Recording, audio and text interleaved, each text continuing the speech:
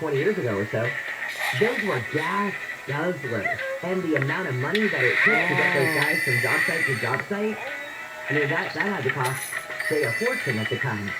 Now, if a big construction company like a JFK or something can go and get all these little $20,000 hybrid trucks that they're going from site to site with, I mean, that's incredible. Or you think about the Orphan Man or whomever the blood company is. Think about all those trucks that you see running around. And if you could get those teams in $20,000 hybrid trucks, I see it. Wowie. All right, when we come back, we're going to talk with ABC's Aaron Katursky. Could it happen today that the FDA authorizes the extra Pfizer dose? Just because they authorize it today, it's only going to be for a specific group, and we still got to wait for the CDC to step in. So lots to unpack with Aaron in just a second. Right now, let's find out why it's slow on the 215. It's just a busy morning drive, Jen, on the northbound side as you make your way through Moreno Valley from Alessandro, continuing past the 60 merge as you make your way toward UCR, and the westbound 60 itself is going to be heavy from northbound toward the 215. In on the action early morning from Center Street back toward the 91 as you make your way into the Riverside area, and Riverside to Corona, 91 westbound. It's going to be a rough ride for you from Tyler as you make your way past Green River. Checking your drive on the 5 northbound at Norwalk and Santa Fe Springs from before the 605. It's going to be a rough go of it for you into the Commerce area towards Sloss and further northbound on the 5. Busy out of East LA in Commerce from before the 710. Continuing through Boyle Heights toward the 101 and getting reports of a problem for you now. Northbound 101 around Alameda. A couple of cars got into it. Looks like middle lane is blocked. And that's why it's heavy for you. 101 northbound, leaving the 5. KFI in the sky helps get you there faster. I'm not calling it to you.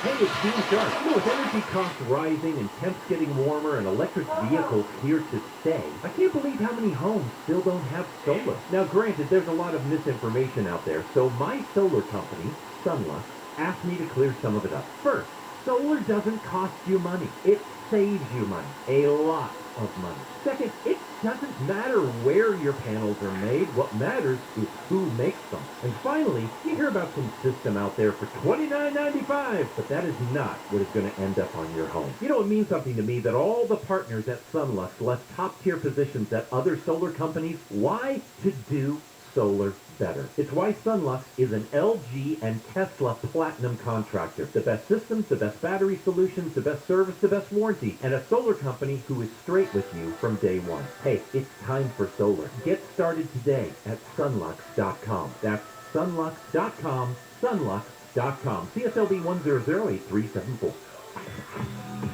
I just read a story that says, time to pull out the sweaters and put away the flip-flops.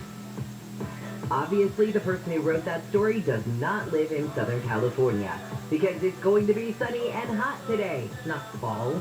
Temperatures will be in the 70s to low 80s at the beaches, mid-80s to low 90s for Metro LA and OC, upper 90s to low 100s for the valleys in the IE, and on this first calendar day of fall, we do have a heat advisory in effect till 8 o'clock tonight. We lead local, live from the KFI 24-hour newsroom. I'm Jennifer Jones-Lee. If you own a business and manage to keep 5 or more people on payroll, a new government program will pay you up to $33,000 per employee. $33,000. This isn't a loan, it's a grant, it's free money. The challenge? Getting your hands on it. Hi, I'm Howard Mackler. That's exactly why I founded InnovationRefunds.com to cut through the red tape and get you the money. At InnovationRefunds.com, our tax attorneys and CPAs are experts at helping businesses like yours to get their share of these government funds. InnovationRefunds.com does all the legwork and doesn't charge you a penny until you receive the money. Our team has helped over 6,000 businesses to get some $450 million, and InnovationRefunds.com can get your business up to $33,000 per employee. Just go to InnovationRefunds.com, click on Qualify Me, answer a few questions. No risk, high rewards. InnovationRefunds.com. Hitting speed bumps in your hiring process? Streamline your route to hired with Indeed. Their hiring platform makes it easy to attract, screen, and interview candidates, all in the same place. Find your next great hired and visit Indeed.com/credits. Tired of managing multiple vendors to protect your business? With a complete range of commercial fire and security solutions, Bay Alarm can protect it all with just one call. Go to bailarm.com to get protected today. ACO 28 CCL 880138. The Delta variant is making COVID-19 spread faster and more easily. Variants can be more contagious, aggressive, and deadly. But we know vaccines work. Vaccinated Californians have greater protection against serious illness, hospitalization, and death. We can help stop the spread and end this pandemic. Get vaccinated and wear a mask when it can protect you and others. Find a vaccine near you at myturn.ca.gov. Brought to you by the California Department of Public Health. Addressing hair loss has never been easier thanks to Advanced Hair Restoration's simple one-day treatment. The most difficult part? Making the call for your free consultation. Call 844-333-HAIR and get $250 off and 250 free hair grafts. AdvancedHair.com.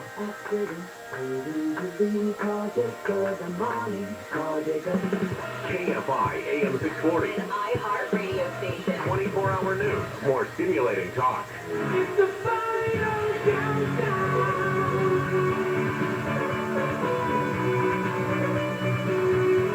The final countdown.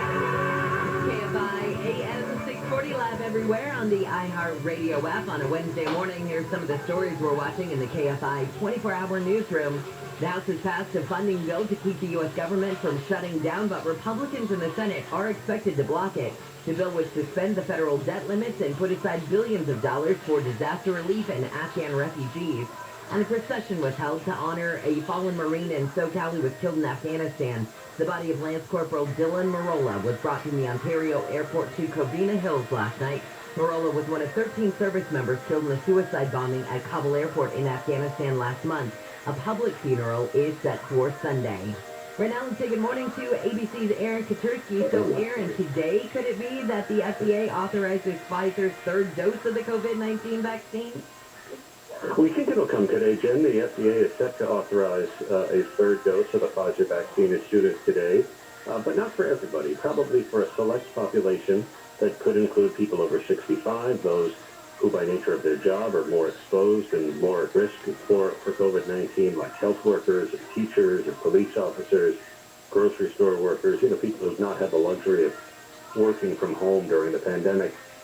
And once the FDA signs off, the CDC will likely follow suit with specific recommendations about who the doctors think should get this third shot. And that could come, as soon as tomorrow. Okay, and so before the CDC could actually do that, they have to wait for the FDA. That's right. FDA goes first because they're the safety and efficacy people, and then the CDC follow up with their recommendations. And so it's meant to be a system with redundancies and multiple experts looking at the data and signing off and making their way. But there's no guarantee, of course. We know that the FDA advisory panel took a look and said, we don't need to do this now. Not for everybody anyway, because for most of us who've gotten the Pfizer vaccine, it's holding up pretty well. Even 6-8 months later, even with the Delta variant, we're still getting pretty good protection, so a booster for all could be a ways off. And but there still will be, like you said, for, say, the grocery store worker, somebody like that who is in contact with the public every day, they could still be, and is that going to be hard for them to determine who gets it and who doesn't? Because I bet there are people out there I know people out there who have said, just because I'm not 65, I would feel better if I got that third dose, who are going to try and figure out a way to get it. I'm sure they would, and I'm sure they would feel better about it. It just may not be authorized yet. They just may have to wait. But undoubtedly, they've seen the company internal data that said, immunity wanes, and if you get a booster, you'll get popped up and all that. And that all may be true. But I think that the scientists are looking at who really needs the extra protection, and who needs it right away, and who maybe can wait. Who is the Biden administration going along with this as well? Because, we know for weeks it was President Biden who had said that he wanted September 20th to be the day that Americans could start getting that third booster shot. Right, and he just got a little ahead of where the science and where the regulators were. So I think he'll have to, in theory, I suppose he could flout whatever the recommendations are, but I don't know that that's in his nature. So our best guess at this stage is that the FDA will authorize for a select group The CDC will recommend for that same select group, and then the campaign can begin probably by the end of the month. So it's not far from the administration's initial timeline. All right. Aaron, thanks so much for the update. Thank you. All right, see you later. ABC's Aaron Tursky. We'll just keep an eye on this, and of course, if the information does come out today, where are you going to hear it first? Ding, ding, ding. KFI. All right, let's get back to some of these stories coming out of the KFI 24-hour newsroom. LA City Councilman Kevin DeLeon has joined the race for LA Mayor. The councilman is making homelessness a key part of his agenda. DeLeon says he plans to push his city council-approved goal of building 25,000 housing units by 2025. It's a win for the city of LA. It's a win for our neighborhoods and businesses. It's a win for our unhoused community members. Part of DeLeon's plan is to buy old property and commercial buildings to be converted into housing. Oh, speaking of mayors. Remember how San Francisco's Mayor London Breed was being criticized for going maskless at a bar and nightclub and dancing around and taking pictures with friends and all of that? So London Breed was at the Black Cat Jazz Bar on Wednesday. Now remember, the city's health order says that if you go to a live indoor performance, you must remain masked, except when actively eating or drinking, and it urges people to be seated at a table or counter when doing so. But San Francisco Mayor London Breed was seen on video dancing and singing along to a live performance by R&B group Tony. 2 days after the outing, she's defending herself. She argued that even though there was a table of drinks in front of her, and she was often holding one in this video, she argued she was nursing a drink, and she had set the drink down on a table when she stood up to dance. She says, no, I'm not going to sip and put my mask on, sip and put my mask on, sip and put my mask on, eat and put my mask on while I'm eating and drinking. I'm going to take my mask off, she said. The mayor called the uproar over her night out a distraction and unrealistic, and pointed out that nightclubs in San Francisco require patrons to show proof of full vaccination.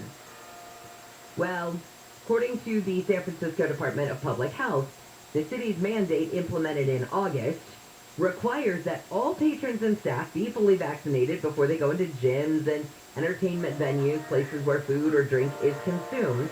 And health officials reinstated a mask mandate in August, regardless of vaccination status, because of the Delta variant. And the ordinance says masks may be removed during certain activities like eating or drinking. It does not provide exemptions for businesses that require proof of vaccinations, meaning facial coverings were required when Breed was at the Black Cat Jazz Bar for patrons who weren't eating or drinking.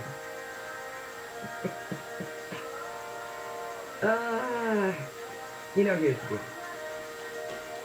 If you're gonna flout the rules, I don't know, was she buzzed, was she drink, whatever. I think that's beside the point. If you're gonna flout the rules, and you're the mayor, you're gonna get caught. Because when you walk into a room, everybody goes, hey, that's the mayor over there. Hey, look, did you see the mayor just walked in? People, and just throwing it out there for any mayor who might be listening.